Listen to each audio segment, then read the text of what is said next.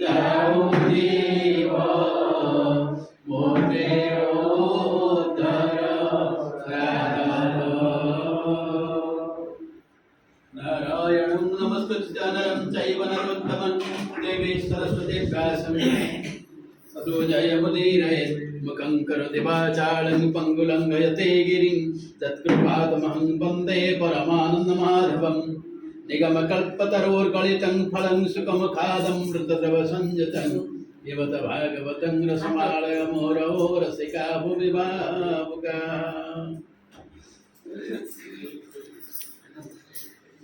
मैत्रेय को विदुर पचारुचंते स्वाभाविक भाव से कहले बहुत जिन पचार बहुत प्रश्न पचार सेठी कहले से नारायण आत्मजनी विश्व सर्जई जाकु घेनी। गोटे कथा हूँ आमे जिते शब्द पढ़ीचे पद्मजनी बोले ब्रह्मा पद्मर जन्म है जो जगार जो जन्म हेले से जो मैंने जोनि मार्ग देकर जन्म होना से अजनी संभूत जमी आपंकर गणेश कार्तिक मैंने सब से फर्मुला सेमती ये कहते आपण निजे आत्मजनी माने आपण कौटू जन्म होना आपण आपण को निजे ही जन्म कर माने परम प्रभु को कहा आपण तो आपण को कहीं जन्म करने आपण आपण को जन्म ताकू आम अन्य अर्थ कहू स्वयंभुव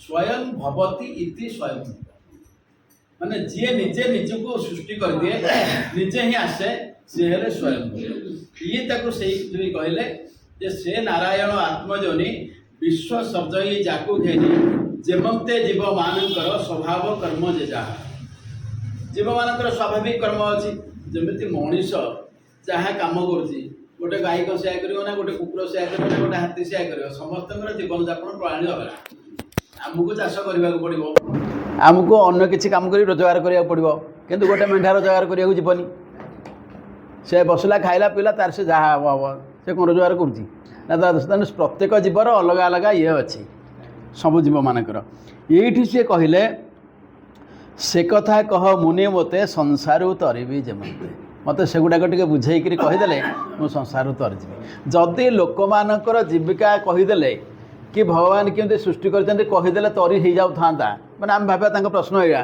जे आपण मत से कहीदे मुझे तरीजी कथा हूँ से गोटे कथा हूँ जमी रोगर कारण जानिले रोगर उपचार करहब सेमती मुझे जाणीजी जे परम ब्रह्म कौन पे मत सृष्टि करते ताहले मु तापर तार खोजी जे कौ बाटे कौन कले से कामटा को सारी पारि मुझे जाणीजी जे परम ब्रह्म मत ये सृष्टि करमती आपणकर रामायण हो महाभारत अनेक पुरुष अनेक स्त्री की तैयारी कराई कामर आवश्यकता अच्छी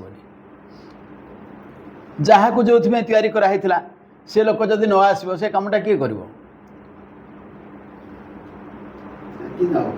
जहाँ रोलटा सी कर ना नहीं धरा जाऊ लक्ष्मण रोल रामलीला जड़े कर तार जर हो आसनी आउ गोटे लोक अच्छी से सुपर्णखा रोल करूला सी कह मत ये छाड़ दियो से रक्षण पाठ घोषाई पारे किंतु विभ्राट हम सेटा हम नहीं से जमी असुविधा से सही कथा गुड़ा कहले से मुझे जानिले संसार तरबार मार्ग मत मिल जाए जहाँ साधना दरकार करी एठी कहते विदुर मैत्रेय को देखो गोटे कथा हूँ सबू लोकर शेष पांजी जहाँ पाखे जहाँ को जहाँ कर दंड दिए सी आज पचार मत आप कहतु मु तरबी केमिति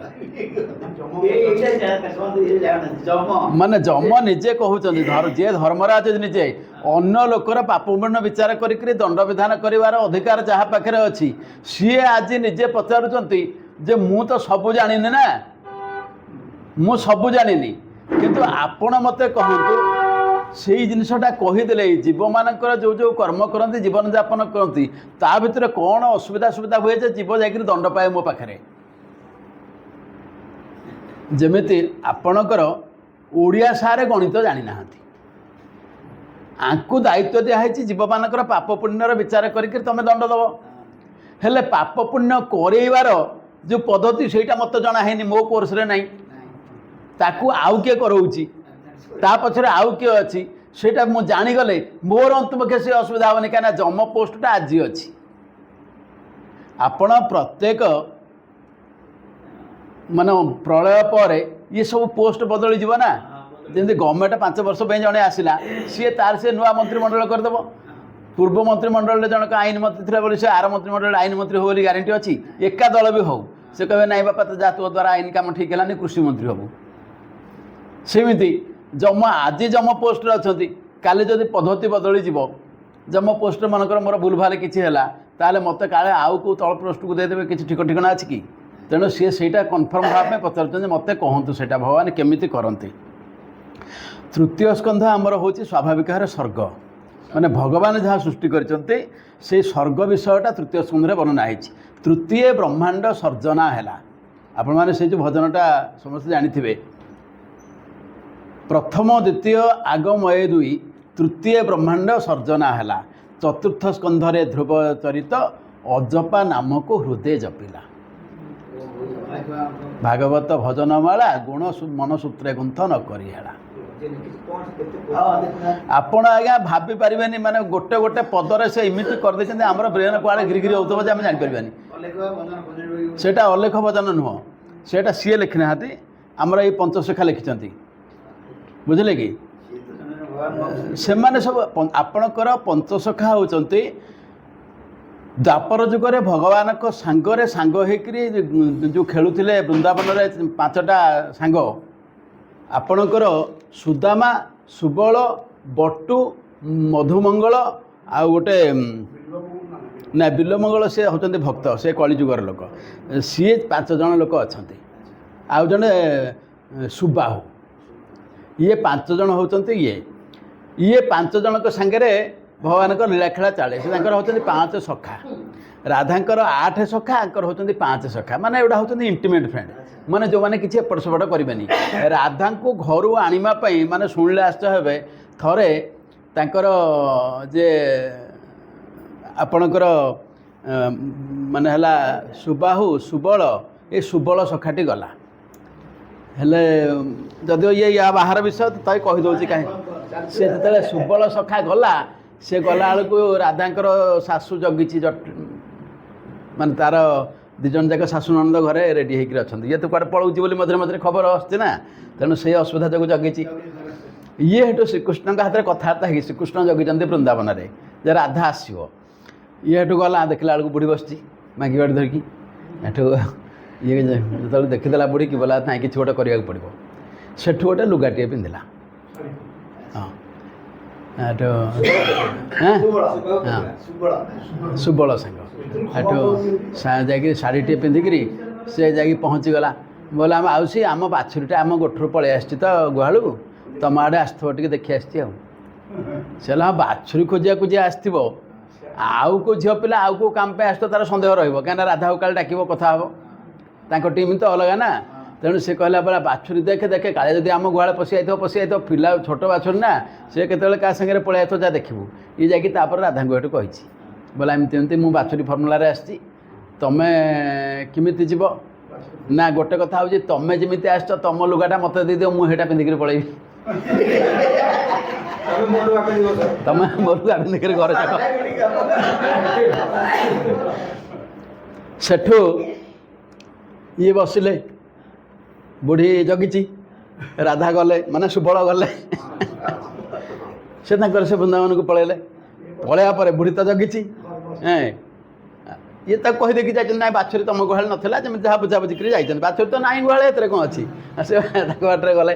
ସେ ବାଛୁରୀ କିଛି ସମୟ ପରେ ବୁଢ଼ୀ ହେଠୁ କହିଲା, ଆରେ ସିଏ ତ ତାଙ୍କର, ସେ ତାଙ୍କ କଥା ସବୁ ସରିଲାଣି, ସିଏ ଆଉ କ'ଣ ଥିବେ କି ବୃନ୍ଦାବନରେ? ଯଦି ତାଙ୍କ ଏଇ ଟୋକାଗଡ଼ ଦଳ ଯାଇଥିବେ ବାତ୍ରାମୀ କରିବା ପାଇଁ, ତାଙ୍କର ଗୋଟେ ପିରିୟଡ଼ ଅଛି ନା, ଆଉ ସକାଳୁ ଏତିକି ସମୟ ଯାଏ ଏଠି ଯାହା ଟିଆ ନେଇ କରିବେ, ଆଉ କ'ଣ 2 ପହର ଯାକ ଘରକୁ ଖାଇବାକୁ ଆସିବେନି କି?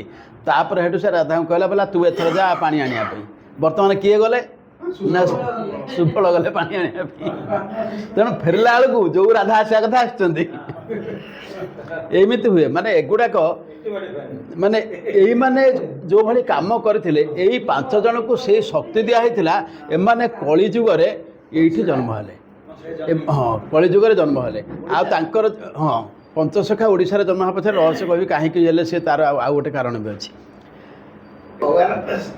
ଆପଣଙ୍କର ଶୁଣନ୍ତୁ ଗୋଟେ ଜିନିଷ ହେଉଛି ଏ ଜିନିଷ ଗୁଡ଼ାକ ପ୍ରଚାର ହେଉନି। ଯେମିତି ଆପଣ ଗୋଟିଏ କଥା କହିଲେ ଆପଣଙ୍କ ପାଖରେ ଥିଲା ଖାଡ଼େଙ୍ଗା ଭାଗବତ, ଆପଣ ରଖିଥିଲେ ପଢ଼ୁଥିଲେ, ଯେଉଁଟା ମୁଁ ଆପଣଙ୍କଠୁ ନେଇଛି। ଗୋଟେ କଥା ହେଉଛି କାହିଁ ତା'ର ପ୍ରଚାର ପ୍ରସାର ହେଉନି କହିଦେଉଛି। ଖାଡ଼େଙ୍ଗା ଭାଗବତ ଯଦି ସତରେ ଯିଏ ସଂସ୍କୃତକୁ ଅଧ୍ୟୟନ କରିବାକୁ ଚାହୁଁଥିବ କି ବୁଝିବାକୁ ଚାହୁଁଥିବ, ତା ପାଇଁ ଜଗନ୍ନାଥ ଦାସଙ୍କ ଭାଗବତ ଅପେକ୍ଷା ଖାଡ଼େଙ୍ଗା ଭାଗବତ ଆହୁରି ଉପକାରୀ।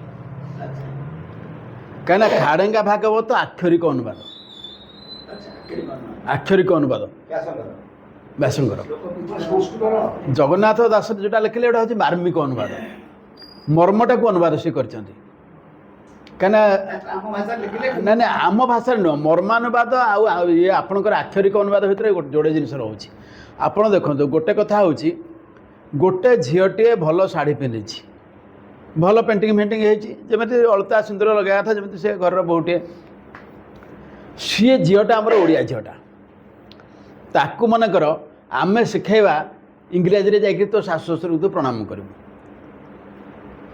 ସେ ଯଦି ପ୍ରଣାମ କରିବ ଆପଣଙ୍କର କ'ଣ ବେତାଳିଆ ହେବ ନା, ସିଏ ଯେମିତି କହୁଛି ଓଡ଼ିଆରେ ସେଇ ଭାବ ପ୍ରକାଶ ପାଇବନି। ସେ ଏମିତିରେ ସେ ମା ବୋଲି କହିକିରି ମୁଣ୍ଡିଆ ମାରୁଛି, ସେଠି ମା ବୋଲି କହିବ ମଦର କହିବ ନା ନାଇଁ? ଆଚ୍ଛା ଓଳିକିଟାକୁ କ'ଣ କହିବ? ସେ ତାକୁ କ'ଣ ବୁଝେଇବ? ତେଣୁ ତାଙ୍କ ଭାଷାରେ ବୁଝେଇବ। ଆଚ୍ଛା ତାଙ୍କ ଭାଷାରେ ବୁଝେଇଲେ ଆମ ୟା ଭିତରେ ଯେଉଁ ଭାବଟା ଅଛି ସେ ଭାବଟା ସତରେ ତା ଶାଶୁ ପାଖକୁ ଟ୍ରାନ୍ସଫର୍ ହେଲା କି? ଯେମିତି ଆପଣ ଦେଖିଥିବେ ଆପଣଙ୍କର ଗୋଟେ ଲୋକ, ଆପଣଙ୍କର ଛୁଆ କିଏ ବାହାରେ ଅଛି, ସିଏ ଆସିଲା ଘରେ ଆସିକରି ଆପଣଙ୍କର ମୁଣ୍ଡିଆ ମାଇଲା, ମନେକର ମାଆକୁ ଛୁଆଟି ମୁଣ୍ଡିଆ ମାଇଲା, ସେ ବୟସ ଯାହା ହେଉଥିବ ମା କ'ଣ କରିବ, ସାଙ୍ଗେ ସାଙ୍ଗେ ତାକୁ କୋଳକୁ ଭିଡ଼ିକିରି ତାକୁ ଜାକିକିରି ଯାହାହେଲେ ଟିକେ ଗେଲ କରିଦେବ। ବୋପା ସିନା କରିବନି, ମା ତ କରିବ ନା। ବୋପା ଖାଲି କହିବ କ'ଣ କେତେବେଳେ ଆସିଲୁ, ଦେହ ପାପ ଠିକ୍ ଅଛି, ସବୁ ଖିଆପିଆ କରୁଥିଲୁ, କିନ୍ତୁ ପଦାର୍ଥ ପଦାର୍ଥ ତାର ସେ। କିନ୍ତୁ ମା କ'ଣ କରିବ, ଏଇଟା କରିବ କାହିଁକିନା ମା ପୋଷ୍ଟ ଆସିବା ନା, ସେ ବୟସ ଯାହା ହେଉ ଏଥିରେ କ'ଣ ଅଛି, ପୁଅକୁ 25 ହେଉ 30 ହେଉ 40 ହେଉ 50 ହେଉ 60 ହେଉ, ମା ପାଇଁ ଫରକ ପଡ଼େନି କେବେ। ସିଏ ଯେତେବେଳେ ବୟସ ହେଲା ମଧ୍ୟ ପୁଅକୁ କୁଣ୍ଡେଇକି ଧରିକିରି ଗେଲ କରିପାରିବ, ଭଗବାନ ଯାହା ଦେଇଛନ୍ତି। କିନ୍ତୁ ଏଠି ଏ ବୋହୂଟି କ'ଣ କରିବ, ଇଂଲିଶରେ ଯେତେବେଳେ କହିବ, ତେଣୁ ସେଠି ଭାବ ଠିକ୍ରେ ପ୍ରକାଶ ପାଏ ନାହିଁ। ଆକ୍ସନ୍ ପ୍ରକାଶ ପାଇବ, କର୍ମ ପ୍ରକାଶ ପାଇବ, କିନ୍ତୁ ଭାବ ଆସିବନି। ଏଇଠି କ'ଣ ହେଇଛି, ଜଗନ୍ନାଥ ଦାସ କାହିଁକି କଲେ ନା, ସେ କହିଲେ ଯଦି ମୁଁ ଆକ୍ଷରିକ ଅନୁବାଦ କରିଦେବି ସତରେ ସେମାନଙ୍କ ଭିତରେ ଯେଉଁ ଭାବ ଥିଲା ସେ ଭାବକୁ ମୁଁ ପରିସ୍ଫୁଟନ କରିପାରିବିନି। ନାଇଁ, ଆକ୍ଷରିକ ଅନୁବାଦରେ ଆସିବନି। ତେଣୁ ସେ ମର୍ମ ଅନୁବାଦ କଲେ। ମାନେ ସେଇଟା ଯଦି ସତରେ ଆମେ ଦେଖିବା ଉଭୟଙ୍କର ଭାବଟାକୁ ପ୍ରକାଶ କରିବା ପାଇଁ ଯେଉଁ ଶବ୍ଦ ବ୍ୟବହାର ଦରକାର ସେଇ ଶବ୍ଦକୁ ଆଣିଲେ।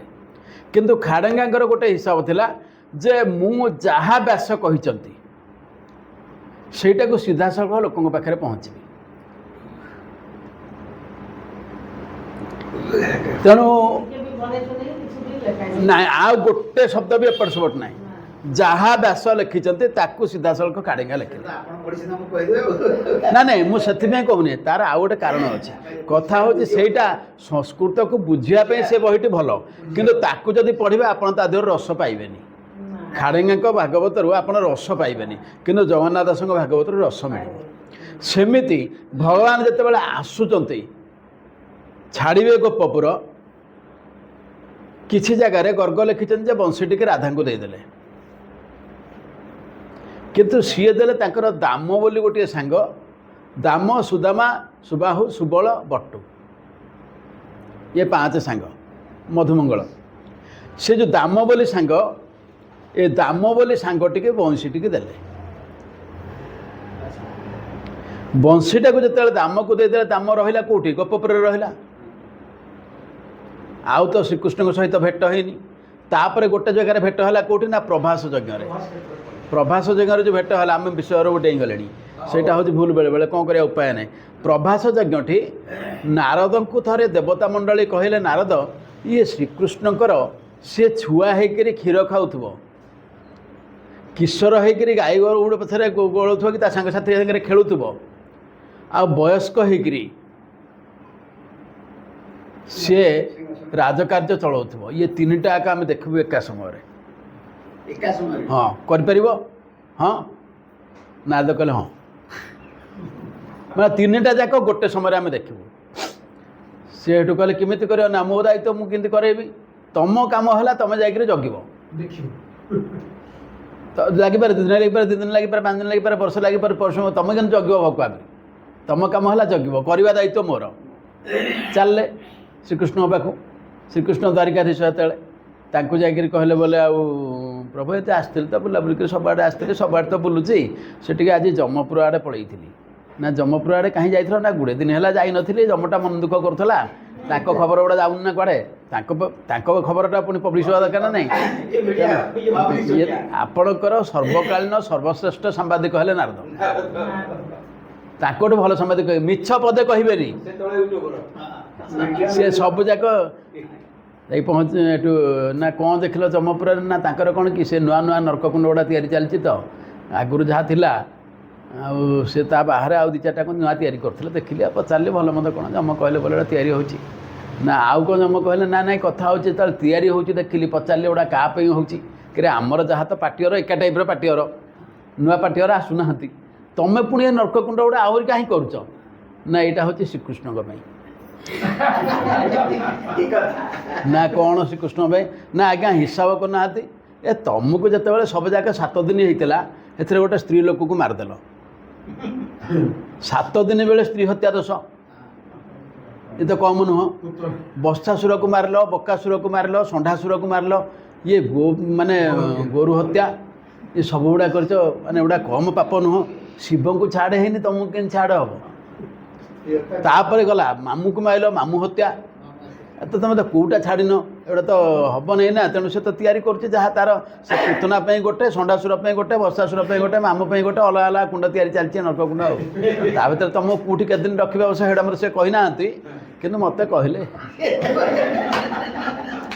ସେ ଯେତେବେଳେ କହିଦେଲେ ସେଠୁ ଏଗୁଡ଼ା ସବୁ ଗର୍ଗ ସଂହିତାର ବିଷୟ ବଢ଼ିଆ ସୁବିଧା ଜିନିଷ ଗୁଡ଼ା ସେଠୁ କୃଷ୍ଣ କହିଲେ ବୋଲେ ତାହେଲେ କ'ଣ କରାହେବ ନା ହେଇଟା ମୋତେ ପଚାରିକି ଆସିଛି ନା ଆଉ ଯେତେବେଳେ ଯାଇଛି ଆଉ କ'ଣ ଛାଡ଼ିକି ଆସିବି ନର୍କକୁଣ୍ଡ ତିଆରି ହେଉଛି ମୁଁ ପଚାରିଲି ଯଦି ଏଇଟା ହେଉଛି ମୁଁ ତ ଯାଉଛି ନା ମଝିରେ ମଝିରେ ଦ୍ୱାରିକା ଆଡ଼େ ଯାଉଛି ଖବରଟା ଦେବି ତାଙ୍କୁ କ'ଣ ତା'ର ଅଛି ତା ପାଇଁ ସମାଧାନ ଅଛି କି ପ୍ରାୟଶ୍ଚିତ କ'ଣ କରିହେବ ନା ହେବ ତାଙ୍କୁ ଯଜ୍ଞ କରିବାକୁ ପଡ଼ିବ ନା ଯଜ୍ଞ କରିବାକୁ ପଡ଼ିବ ନା ହଁ କିନ୍ତୁ ଗୋଟେ ସର୍ତ୍ତରେ ସେଇ ଯେଉଁ ଜାଗାକୁ ଇଏ ସବୁ ପାପ ଗୁଡ଼ା ହେଇଛି କେଉଁଠି ନା ଗୋପପୁରରେ ଥିଲାବେଳେ ଗୋପପୁରର ଲୋକ ଯେମିତି ଯିବେନି ସେ ଯେଉଁଠି ପ୍ରାୟଶ୍ଚିତ କରାହେବ ଗୋଟେ ଯଜ୍ଞ ହେବ ପ୍ରଭାସରେ କିନ୍ତୁ ସେ ଯଜ୍ଞଠି ଗୋପପୁର ଲୋକ ଯାଇପାରିବେନି କାହିଁକିନା ସେଇ ଜାଗାରେ ସବୁ କରାହେଇଛି ପରା ସେଇ ସାଙ୍ଗସାଥି ଗୁଡ଼ା ଯିବେ ନା ଆଉ ତାହେଲେ ପାପ ଦେହରୁ ଯିବ କେମିତି ଆଜି ଗଞ୍ଜେଇ ଛାଡ଼ିଦେବି କାଲି ଗଞ୍ଜଡ଼ ସାଙ୍ଗରେ ବୁଲିବି କେମିତି ହେବ ସେଗୁଡ଼ା ହେଇପାରିବନି ତେଣୁ ସେମାନେ ଆସିବାକୁ ହେବନି ଏଠୁ ସେ କହିଲେ କ'ଣ ଯଜ୍ଞର କ'ଣ ନା କରିଦେବା ଲିଷ୍ଟ ଫିଷ୍ଟ ନାରଦ କଲେ ଧରେଇ ଦେଲେ କହିଲେ ଗୋଷୀମାନଙ୍କୁ ଡାକିକିରି ସବୁ ନାରଦ ହେଉଛନ୍ତି ମାନେ ଚିଫ୍ ଡାଇରେକ୍ଟର ଆରମ୍ଭ ହୋଇଗଲା ଯଜ୍ଞ କାର୍ଯ୍ୟକ୍ରମ ପ୍ରଭାସରେ ଗୁଜରାଟ ଆପଣଙ୍କ ଯେତେବେଳେ ପ୍ରଭାସରେ ଯଜ୍ଞ ଆରମ୍ଭ ହେଲା ନାରଦଙ୍କୁ ଏଠୁ ଶ୍ରୀକୃଷ୍ଣ ଶ୍ରୀକୃଷ୍ଣ ଜାଣିଛନ୍ତି ଇଏ ତ ଯାହା କରୁଛନ୍ତି ମୋରି ପାଇଁ କରୁଛନ୍ତି କିଛି ଅସୁବିଧା ନାହିଁ ଉଦ୍ଦେଶ୍ୟ ତ ଅଲଗା ତାଙ୍କୁ ବା କ'ଣ ଏଇଟା ନୂଆ କଥା ଭକ୍ତ ଭାବରେ ବନ୍ଧା ତେଣୁ କିଛି ଅସୁବିଧା ନାହିଁ ମୋତେ ଯଦି ସେ ଚାହୁଁଛି 3 ପ୍ରକାର ରୂପରେ ଦର୍ଶନ କରାଇବ ବୋଲି ଇଏ କ'ଣ ବୁଝିପାରୁନାହାନ୍ତି କି ଯଦି ତା ମନ ଭିତରେ ଅଛି ହେଇଯାଉ ତେଣୁ ତାଙ୍କର କିଛି ଆୟସ ନାହିଁ ସେ କହିଲେ ଦେଖ ଭାଇ ତମେ ଯେତେବେଳେ ଦେଖିକିରି ମୋ ପାଇଁ ଏତେ କଥା କରୁଛ ଆଉ ଗୋଟେ ଛୋଟିଆ କାମ ମୋ ପାଇଁ କରିଦେବ ନା କ'ଣ ନା ତମେ ସମସ୍ତଙ୍କୁ ନିମନ୍ତ୍ରଣ ଦେବ ଆଉ ଏତେ ସୁବିଧା କାହା ପାଖରେ ନାହିଁ କି ସେ ଗାଡ଼ି ମଟର ଏତେ ଭଡ଼ା ଲଗାଇ ହେବନି ତମର ତ ମନ ଜାନା ପେଟ୍ରୋଲ ପଡ଼ୁନି ମାଡ଼ିଯିବ ଯୁଆଡ଼େ ଇଚ୍ଛା ସିଆଡ଼େ ତାର ତ ସ୍ପିଡ଼ କେତେ ଦେଖ କିଛି ମାନେ ନାହିଁ ସେ ତ ସବୁ ତମେ ଯେଉଁଠିକି ଚାହିଁବ ଯେକୌଣସି ମତରେ ପହଞ୍ଚିଯିବ ତେଣୁ ସେ ଦାୟିତ୍ୱ ତମର ମଧ୍ୟ ରହିଲା କହିଲେ ହଉ ଠିକ୍ ଅଛି ସବୁଆଡ଼େ ବୁଲିଲେ ବୁଲିଲେ ଗୋପପୁରରେ ଯାଇ ପହଞ୍ଚିଗଲେ ନିଜେ କହୁଥିଲେ ଗୋପପୁର ଲୋକଙ୍କୁ ଅଣା ହେବନି ଗୋପପୁରରେ ଯାଇକି ନନ୍ଦଙ୍କ ପାଖରେ ପହଞ୍ଚିଗଲେ ଏଠୁ କହିଲେ ଯାଇଥିଲି ଟିକେ ସିଆଡ଼େ ତ ଶ୍ରୀକୃଷ୍ଣଙ୍କ ପାଖକୁ ଯାଇଥିଲି ନା ପୁଅ ଆମର ଭଲ ଅଛି ନା ବହୁତ ଭଲ ଅଛି କିଛି ଅବସ୍ଥା ନାହିଁ ସେ ରଜା ସେ କ'ଣ ଆଜିବାଜି ଲୋକ ଦ୍ୱାରିକାଧୀଶ କେଡ଼େ ବଡ଼ ଲୋକ ଆଉ ବର୍ତ୍ତମାନ କଥା ହେଉଛି ଦ୍ୱାରିକାଧୀଶ ଯଜ୍ଞ କରୁଛନ୍ତି ଇଏ କହିଲା ବେଳକୁ ସାଙ୍ଗେ ସାଙ୍ଗେ ନନ୍ଦ ଡାକ ପକେଇଲେ କାହାକୁ ଯଶୋଦାକୁ ଏ ପୁଅ ଆମର ଯଜ୍ଞ କରୁଛି ଯିବା ନା ହେଇଠି ପୁରା କଥାଟା ତମେ କ'ଣ ଯିବା ବୋଲି ବାହାରିଲଣି ମୁଁ କହିଲିଣି ସେ କଥା ସିଏ ମନା କରିଛନ୍ତି ତମକୁ ନିଆ ହେବନି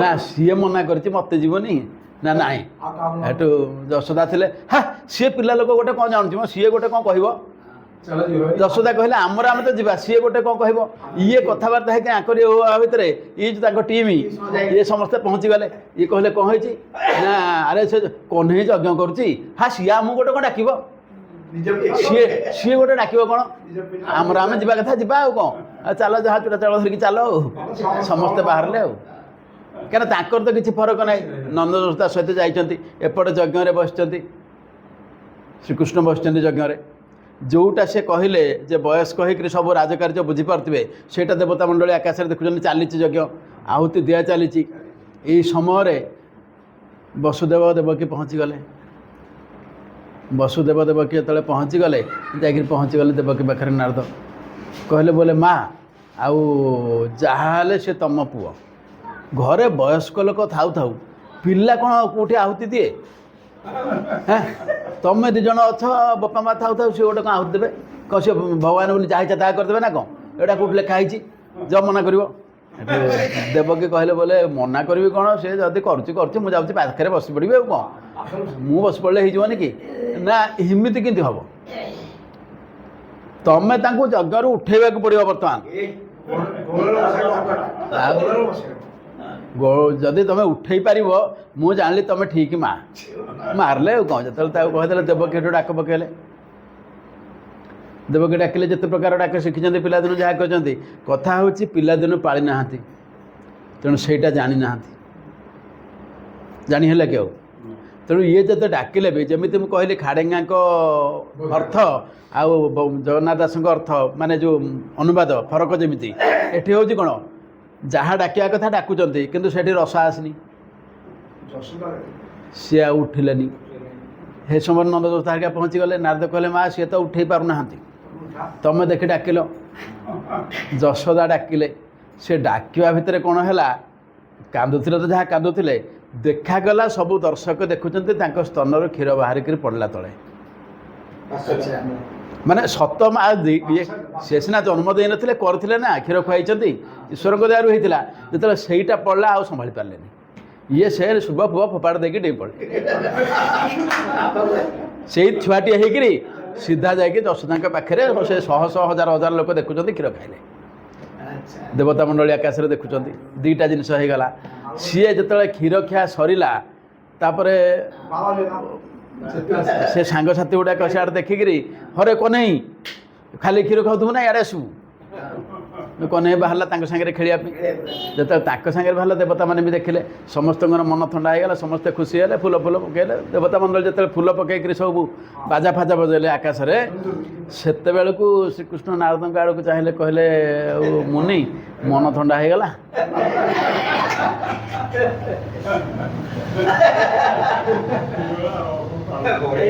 ତେଣୁ ଏଇ ଯେଉଁ ସାଙ୍ଗ ମାନେ ଏମାନେ କେତେ ବଢ଼ିଆ ସାଙ୍ଗ ଯେ ଏମାନଙ୍କ ସାଙ୍ଗରେ ରଜା ହେଲା ପରେ ବି ଏଭଳି ବ୍ୟବହାର ତେଣୁ ଯେତେବେଳେ ବଂଶୀଟାକୁ ଦେଇକରି ଯାଉଛନ୍ତି ସେ ବଂଶୀଟାକୁ ଦେଇଦେଲେ କାହାକୁ ନା ଦାମ ନାମକ ତାଙ୍କର ମିତ୍ରକୁ ଏଇ ଯେଉଁ ଦାମ ସେ ପରବର୍ତ୍ତୀ ସମୟରେ ହେଲେ ଅଚ୍ୟୁତାନନ୍ଦ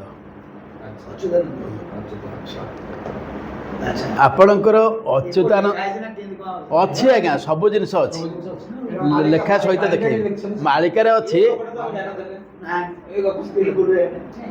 ନାଇଁ ଏଇ ଜିନିଷ ଯେତେବେଳେ ସେ ଅଚ୍ୟୁତାନନ୍ଦ ତାପରେ ଅଚ୍ୟୁତାନନ୍ଦ ଆପଣ ଦେଖିବେ ତାଙ୍କର ଗୋଟେ ବଢ଼ିଆ ବହି ଚିତ୍ତବୋଧ ଆପଣଙ୍କର ରାଧାକୃଷ୍ଣଙ୍କ ସମ୍ପର୍କକୁ ପରିସ୍ଫୁଟନ କରିବାରେ ସେଭଳି ବହି ଆଉ ତିଆରି ହେଇପାରିବନି ଚିତ୍ତବୋଧରେ ସେ ଯାହା ବର୍ଣ୍ଣନା କରିଦେଇଛନ୍ତି ମାନେ ରାଧାଙ୍କୁ କୃଷ୍ଣ କେମିତି ଡାକୁଛନ୍ତି ସେ କେମିତି ଆସୁଛନ୍ତି ଇଏ ସବୁ କଥା ଗୁଡ଼ା ସାଂଘାତିକ ଭାବରେ ବର୍ଣ୍ଣନା କରାହେଇଛି ଆଉ ଚିତ୍ତବୋଧ ଗୀତ ଗୋବିନ୍ଦ ଦୁଇଟାକୁ ଅଲଗା ସମୟରେ ଲେଖା ହେଇଛି ଗୀତ ଗୋବିନ୍ଦରେ ରାଧାକୃଷ୍ଣଙ୍କର କଥା ଯାହା ଲେଖା ହେଇଛି ଚିତ୍ତବୋଧରେ ପ୍ରାୟ ସେୟା ଲେଖା ହେଇଛି ଗୀତ ଗୋବିନ୍ଦ ସଂସ୍କୃତ କାବ୍ୟ ଇଏ ହେଲା ଓଡ଼ିଆ କାବ୍ୟ ଚିତ୍ତବୋଧ ଆପଣମାନେ ବି ଚାହିଁଲେ ପଢ଼ିପାରିବେ ଅଛି ପୁରାଣ ସେଇଟା କିନ୍ତୁ ପୁରାଣ ଭିତରେ ତାକୁ ଗଣା ହୁଏନି ଉପପୁରାଣ ବୋଲି ଆମେ କହିବା କିନ୍ତୁ ରାଧାକୃଷ୍ଣଙ୍କର କଥା ଗୁଡ଼ାକ ବଡ଼ ସୁନ୍ଦର ଭାବରେ ବର୍ଣ୍ଣନା ହେଇଛି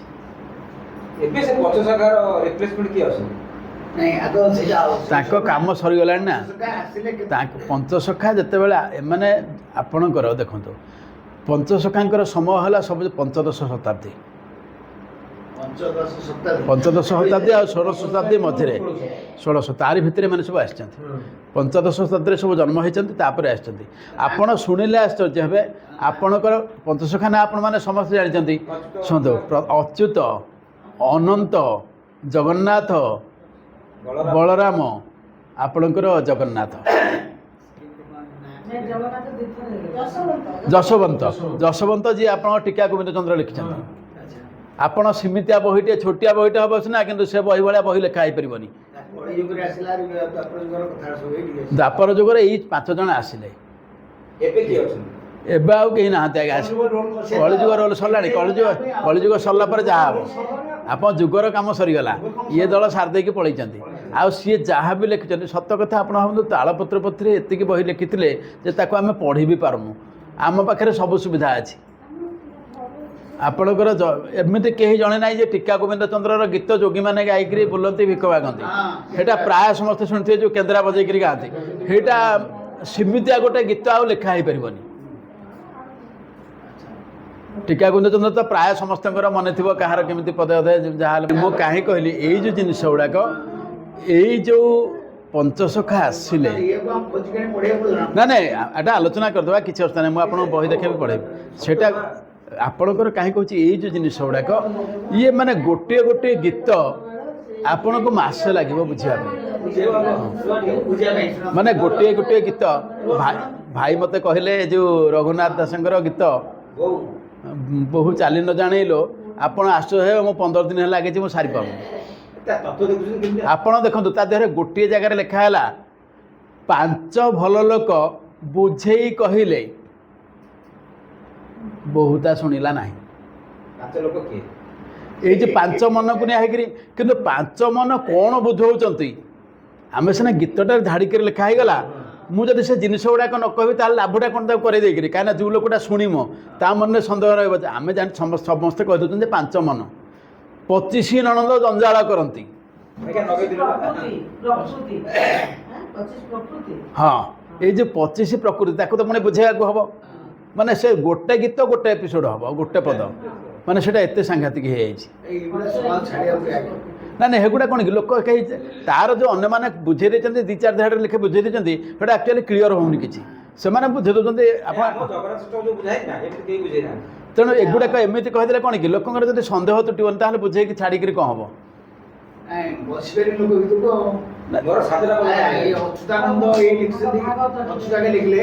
ଆମେ ଏଇଟା ସାରିଦେବା, ତାପରେ ଦେଖିବା। ତେଣୁ ଏଇଠି ଯେତେବେଳେ ପଚାରୁଛନ୍ତି, ବିଦୁର ବର୍ତ୍ତମାନ ମୈତ୍ରେୟଙ୍କୁ ପଚାରିଲେ ଯେ କ'ଣ କଲେ ମୁଁ ଖସିବି, ମାନେ ମୁକ୍ତି ହେବି?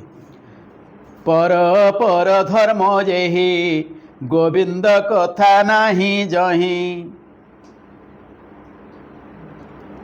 କହିଲେ ପର କାମ ହେଉ କି ଅପର କାମ ହେଉ, ଦେଖନ୍ତୁ ଗୋଟେ କଥା, ଆପଣଙ୍କର ସମସ୍ତେ ଜାଣିଥିବେ ଅପର ପକ୍ଷ ବୋଲି ଗୋଟେ ପକ୍ଷ ଅଛି। ଆମେ କେଉଁଟା କରୁଛେ କେବେ? ଆଶ୍ୱିନ ମାସର କୃଷ୍ଣ ପକ୍ଷଟାକୁ ଆମେ ଅପର ପକ୍ଷ କରୁ। ଅପର ଶବ୍ଦର ଅର୍ଥ ହେଲା ଆମର ପିତୃପୁରୁଷଙ୍କ ପାଇଁ ଯେଉଁଟା, ସେଇଟା ହେଲା ଅପର।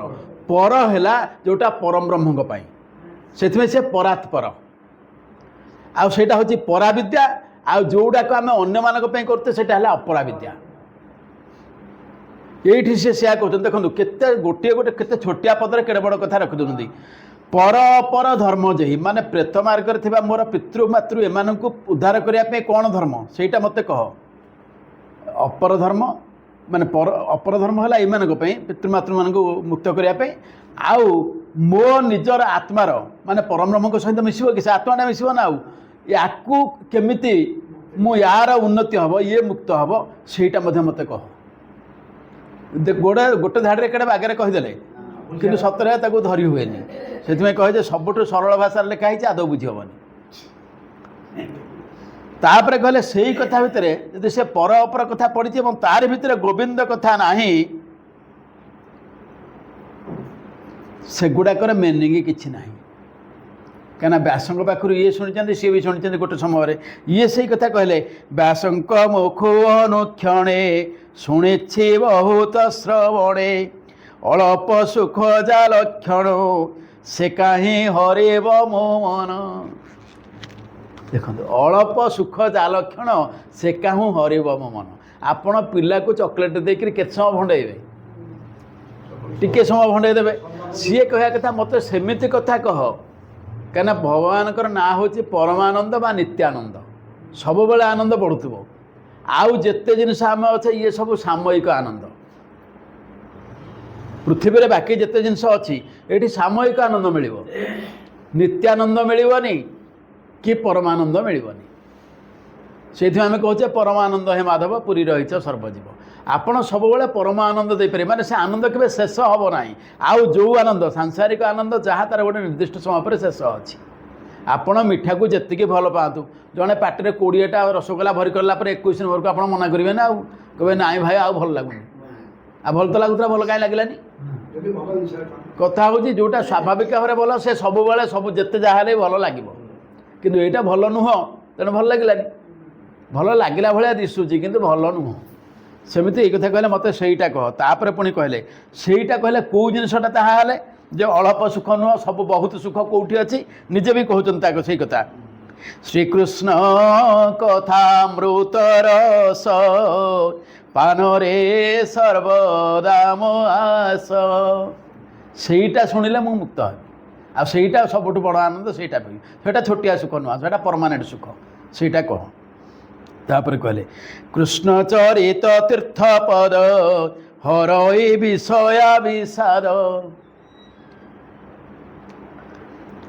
विषया आमर जिते सांसारिक जिनिस पंच तन्मात्रा माध्यम शब्द स्पर्श रूप रस गंध यार माध्यम आम जितक सब ग्रहण करुचु एगुड़ा हूँ विषया सत नुह विषय हूँ भ्रम किमिति आपणकर देखु गोटे परफ्यूम मार्केट को आसला सेटा गोलाप परफ्यूम आपण गोलापर बासना भाई आपन को लगे कि गोलाप नुहे सेटा केमिकाल दिया कि तैयारी कराई। अच्छा गोलापर कौन गोटे प्रकार बासना आप विभिन्न गोलापर विभिन्न बासना अच्छी तेणु सहीटा ओरिजिनाल है ना एमती सब जिनिस गुड़ाक आप देखिए एगुड़ाक कौटा ओरिजिनाल नुह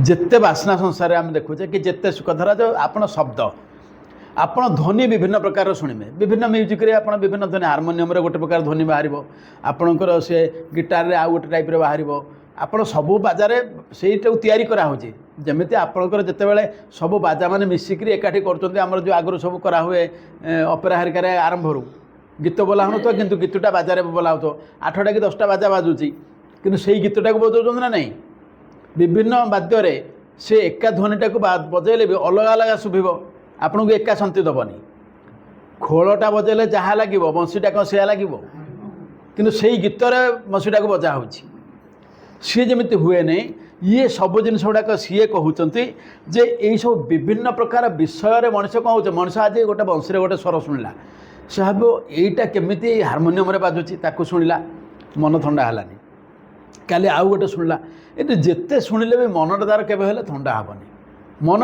तृप्त हे ना शेष को लगे कौन आउ कि रहीगला कि आउ कि रहीगला कि यही टाइप लगे जमी आप आज छेनापोड़ खाइले आपन को जन किए कहला छेनापोड़टा भल जिनस जे ताड़ियाटा ताठू भारी स्वाद तापर आप ताड़िया खाइले ताड़िया खाई सारा पर गले कह ना रसगोलाटा ताठू आहरी स्वाद रसगोला खाइले ये छेना संबंधी जिते मिठा सब सारिदेला तापर आप भावते आउ कि अच्छी कि आउ तापर स्वाद ना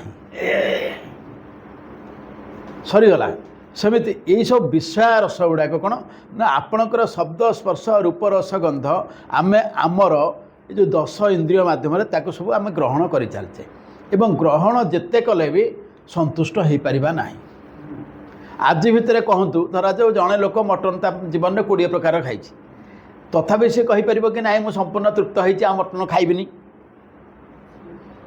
जदि आउ गोटे टाइप किए रोषे करदेव से कौन यहाँ भल होती एगुड़ाक केवे ए कौन ये आपंकर तृप्ति आसेनी ये विषाद आसे केमी आपण हाट को गले पर बैगण 4-5 प्रकार गदाही आपड़ पचारि रेट्रे पचारि गले जड़े कहला 40 टंका जड़े 50 दे 100 जाए पलैले 100 टंकार बैगणटा आपको बढ़िया देखागला आपड़ किणी आने देखिले तापर फेरला बेलू देखिले आउ गोटे लोक नहीं बैगण कुड़ाऊँगी आहरी सुंदरिया आप तो देखिले आनी सारे ताकू पचारे के ना हाट तो सरिया बेल है 80 टकर देदेवी कहले एत भल बैगणटा 80 टका कहूँ मुझे 100 टकर किणली ये आपण मनरे कौन है विषाद आसला माने विषय रसरे आप जी बुड़े ଆପଣଙ୍କର କେତେବେଳେ ଆତ୍ମା ତୃପ୍ତ ହେବନି, ବରଂ ବିଷାଦ ହିଁ ଲାଭ ହେବ।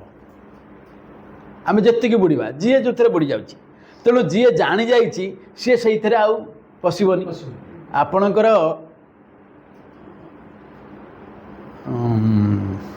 ବେଣୁଧର ବୋଲି ଜଣେ କବି ଥିଲେ, କେହି ଶୁଣିଥିବେ। ତାଙ୍କର ଗୁଡ଼େ ଗୀତ ଅଛି ବେଣୁଧରଙ୍କର, କେବେଠୁ ମରିଗଲେଣି। ସେ ବନମାଳୀଙ୍କ ସମସାମୟିକ। ବେଣୁଧର ପଦ୍ୟାବଳୀ ଗୋଟେ ଅଛି, ସେଥିରେ ସିଏ ଗୋଟେ ଜିନିଷ ଲେଖିଥିଲେ, ଗୋଟେ ଗୀତ। ମନ ଆନରେ ନରସି ହୁଅ ତୋ ସାବଧାନରେ, ନରସି ହୁଅ ତୋ ସାବଧାନରେ। କହିଲେ ଆରେ ମନ ତୁ ଆଉ କୁଆଡ଼େ ରସେ ନା, ସାବଧାନ ହେଇକି ରହିଯା, କାରଣ ହାଡ଼େ ଯାଉଥିବୁ ଯେତେ ଯିବୁ କିଛି ଫାଇନାଲ ହେବନି, ଖାଲି ହୀନସ୍ତା ହେବୁ। ତାହେଲେ କେଉଁ ରସରେ ରସିଲେ ପାଇବୁ ନା ବିଷୟା ବିଷ କୁମୁଦ ଭକ୍ତଜନ ପ୍ରମୋଦ ନନ୍ଦ ନନ୍ଦନ ଗୁଣ ଗାନରେ ନରସି ହୁଅ ତୁ ସାବଧାନରେ। ଇଏ ବିଷୟା ବିଷ ସରିଗଲା ପରେ ଯେତେବେଳେ ସେଠି ତୁ ତୃପ୍ତ ହେବୁନି, ତାପରେ ତୁ ଖୋଜିବୁ କେଉଁଟା? ଭକ୍ତଜନ ପ୍ରମୋଦ। ପ୍ରମୋଦ ବୋଲେ ଆନନ୍ଦ, ପ୍ରମୋଦିତ ଅଛି ବୋଲି ଆମେ କହୁଛେ ଆନନ୍ଦିତ ଅଛି। ଭକ୍ତକୁ ଯିଏ ପ୍ରମୋଦ କରେ ସେଇଟା କିଏ? ସେ ନା ନନ୍ଦ ନନ୍ଦନ ଗୁଣ ଗାନରେ, ସେଇଟାକୁ ରହସେ। ବାକି ଏ ଜିନିଷ ଗୁଡ଼ାକରେ ରହସେ ନା।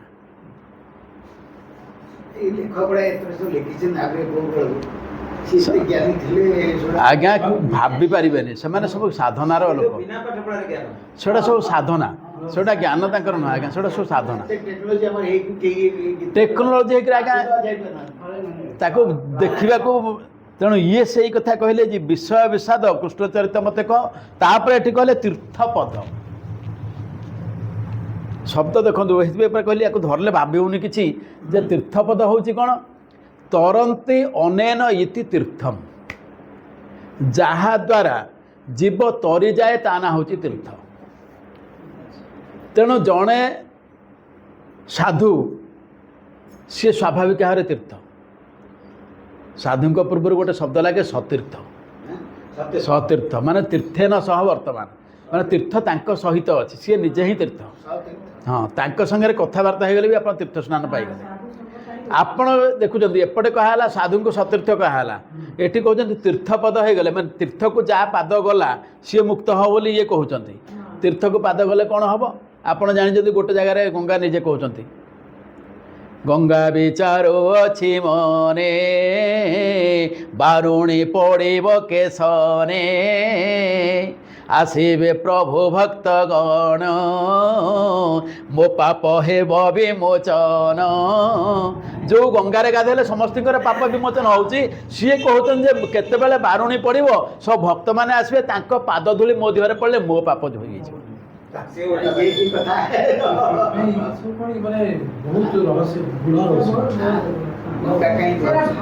ମାନେ ଗଙ୍ଗାଙ୍କର ଭାବନା ଯେ ମୁଁ ସମସ୍ତଙ୍କୁ ପବିତ୍ର କରୁଛି ବୋଲି କହୁଛି, ସତ କଥା। ଆମେ ଗଙ୍ଗାକୁ କାହିଁ କହୁଛେ ନା, ଯେହେତୁ ଭଗବାନଙ୍କ ନଖ କୋଣରୁ ବାହାରିଲେ, ତେଣୁ ସେ ସବୁଠୁ ପବିତ୍ର। ସେଇ ଦୃଷ୍ଟିରୁ ଆମେ ଗଙ୍ଗାକୁ ସ୍ନାନ କରୁଛେ, ମା ବୋଲି କହୁଛେ। ଆପଣଙ୍କର ଗଙ୍ଗା ପାଇଁ ଯେତିକି ମାନେ ଶଙ୍କରାଚାର୍ଯ୍ୟ ଲେଖିଛନ୍ତି ଆପଣମାନେ ପଢ଼ିଥିବେ ସବୁ। ଦେବୀ ସୁରେଶ୍ୱରୀ ଭଗବତୀ ଗଙ୍ଗେ ତ୍ରିଭୁବନ ତାରିଣୀ ତରଳ ତରଙ୍ଗେ। ଆପଣଙ୍କୁ ସଂସ୍କୃତ ଭଳିଆ ଲାଗିଲା? ପୁରା ଓଡ଼ିଆ ଭଳିଆ। ଆପଣ ଭାବନ୍ତୁ କେତେ କଷ୍ଟ କରି ସେ ଲୋକ ଲେଖିଛି, ମାନେ ପୁରା ଯେ କେହି ଶୁଣିବ ସେ ବୁଝିଯିବ। ଦେବୀ ସୁରେଶ୍ୱରୀ ଭଗବତୀ ଗଙ୍ଗେ ତ୍ରିଭୁବନ ତାରିଣୀ ତରଳ ତରଙ୍ଗେ। ପୁରା ଓଡ଼ିଆ ଭଳିଆ ଲାଗିଲାନି?